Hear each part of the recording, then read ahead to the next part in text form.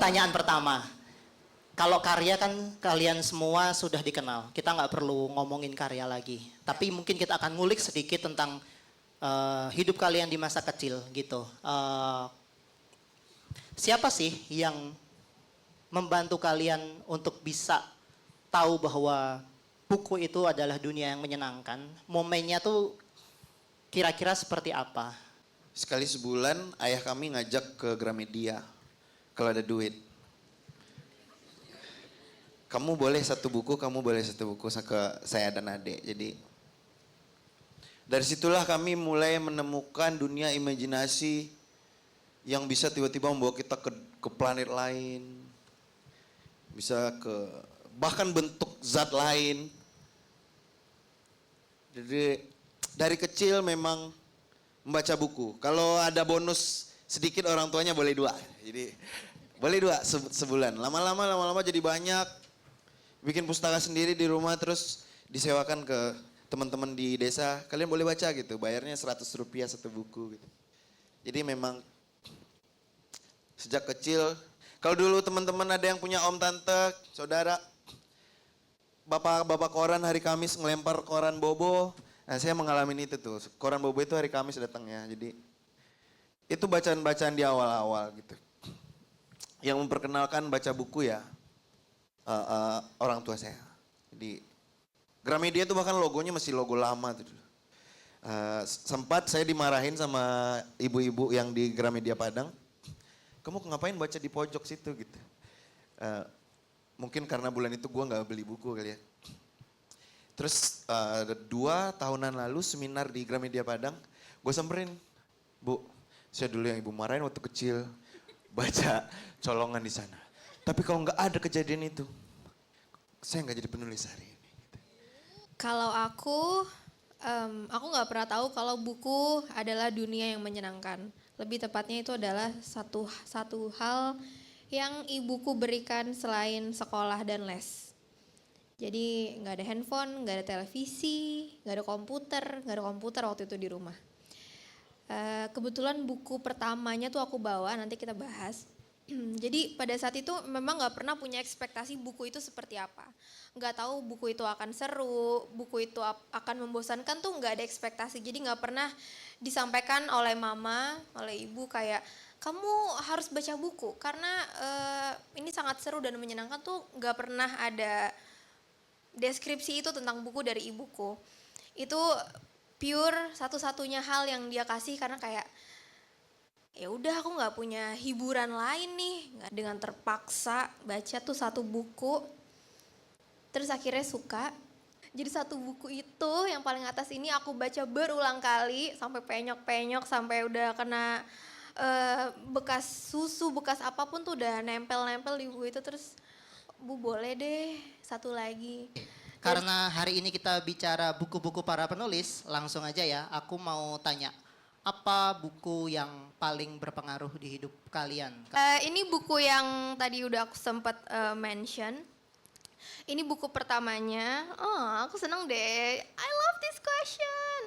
Judulnya Memburu Kereta Api Hantu. Ini ngelihat satu buku ini tuh buat aku nggak cuman ngelihat buku, tapi ngelihat kilas balik kayak, oh kalau nggak ada satu buku ini, kalau waktu itu aku ketemunya buku yang terlalu serius gitu, maksudnya bukan buku yang seseru ini, mungkin aku punya pandangan yang berbeda tentang buku. Jadi thank you so much ibuku ngasihnya buku ini. Komik Dragon Ball. Percaya atau enggak, saya itu setiap liburan itu kami nggak pergi liburan karena nggak bisa. Gimana mau liburan? Bacanya itu Dragon Ball dari nomor 1 sampai 42 tuh detail gue hafal tuh. Terus buku-bukunya sekarang nggak tahu grup Gramedia masih nerbitkan atau enggak, buku penemu-penemu dunia, tapi dibikin jadi komik. Masih ada nggak tuh mas sekarang? Nggak tahu ya. Coba boleh dibikin lagi nggak itu, diterbitkan lagi. Jadi ada Galileo segala macam. Terus sama buku kumpulan-kumpulan cerpennya A.A. Nafis. Jadi ini ada cerita lucu dikit pak. Waktu kecil gue itu, bapak gue kan wartawan. Jadi bapak A.A. Nafis juga wartawan, senior. Ayah saya tuh, ayo pergi ke rumah teman gitu. Cek datang. Saya kira ini bapak-bapak komplek biasa gitu. Pas sudah gede baru tahu ini ternyata legenda gitu. Jadi lucu. Nah saya baca buku-bukunya Nafis.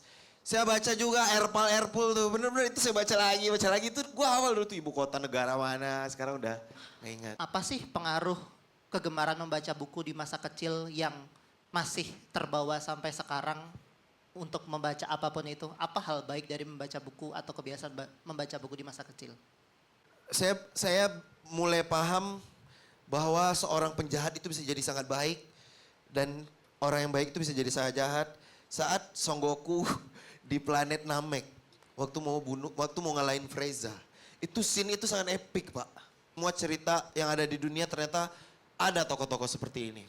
Jadinya akhirnya ke novel-novel saya selalu muncul tokoh-tokoh, hampir semua tokohnya itu abu-abu. Aku nggak tahu sih ini baik atau enggak, apakah ini pengaruh atau enggak, tapi aku jadi terlalu percaya buku.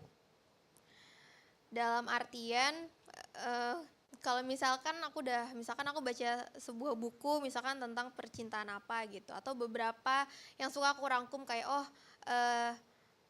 pada akhirnya cinta tuh kayak gitu ya gitu. Itu cukup berpengaruh ke dalam love life aku. Beneran percaya walaupun yang aku baca tuh fiksi, nggak ada berdasarkan riset atau bener atau enggak kan, nggak. Kalau fiksi itu kan kita nggak pernah tahu kan. Tapi aku percaya, aku percaya kayak 5 sekawan tuh nyata, aku percaya. Padahal itu enggak gitu. Kayak aku percaya apa yang aku baca tuh enggak sekedar terjadi di dunia di dalam kepala aku gitu. Yang di sini yang sangat inspiratif ya. Sekarang kita buka sesi pertanyaan ya. Silakan. Dari banyaknya buku kakak dan abang, bagaimana perjalanan menulis dari awal hingga akhir ini? Apakah ada momen yang paling penting yang menjadi titik balik bagi kakak dan abang itu sendiri? Jadi dari buku-buku yang udah diterbitin, satu buku yang sangat berkesan dan mencurahkan banget isi hatinya itu apa gitu? Boleh Kak? Novel pertama saya nggak laris. Hari ini saya datang ke toko, bukunya segitu. Minggu depan ke toko segitu lagi. Minggu depannya udah digusur, minggu depannya lagi digusur ke belakang. Buku kedua, ketiga, keempat, kelima, keenam masih tidak ada yang baca. Maksudnya terjualnya sedikit. Terakhir saya tanya ke penerbit, buku saya yang terbit 11-10 tahun lalu itu udah dijadikan bubur. Oke, yang paling berkesan itu adalah buku ketujuh. Yang paling momentum. Ini kalau masih enggak juga, berarti emang enggak ditakdirkan. Tapi kalau akhirnya memang mau serius, itu saya baru menikah waktu itu. Dikontrakan, saya curhat sama istri saya, kamu enggak nyesel nikah sama saya gitu. Kamu kira penulis ini semuanya banyak duit, yang banyak duit cuma beberapa orang gitu. Dan di waktu menulis Sarjana Kertas itu, guru pertamanya itu Bang Radit. Guru keduanya Prof. Rena Kasali. Bayangkan Profesor Rena Kasali yang sangat serius, dengan Raditya Dika yang sangat jenaka. Benar, novel serial Kami Bukan Sarjana Kertas itu novel ketujuh saya. Novel komedi yang sangat serius. Nah, tapi ada satu unsur yang kurang. Inilah guru berikutnya, Riri Riza, datang di last minute. Akhirnya benar, Sarjana Kertas itu baru PO langsung cetak ulang kedua. Dan berbulan-bulan setelah itu terus-terusan. Dan sequelnya pun sampai sekarang terus muncul yang baru gitu. Titik Jadi baliknya aku nggak bisa denial, jawabannya tetap buku pertama. Karena buku pertama itu yang membuat aku betul-betul sadar bahwa oh yang aku tulis beneran buku ya. Karena pertama nggak pernah niat jadi penulis. Kedua aku kira aku cuma menulis tapi nggak pernah akan jadi bentuk bukunya. Karena aku lama berprofesi menjadi pembaca setia gitu. Jadi untuk sampai kepikiran aku akan bangun di suatu hari terus aku lihat buku aku sendiri tuh itu jauh sekali dari ekspektasi aku. Jadi itu titik balik, turning point aku kayak, oh ini beneran jadi buku nih. Selama ini yang aku simpen di komputer, di Microsoft Word, beneran akan jadi bukunya. Jadi itu awal mula aku menyadari bahwa aku akan meneruskan ini dan aku memang ini dunia aku gitu. Terus,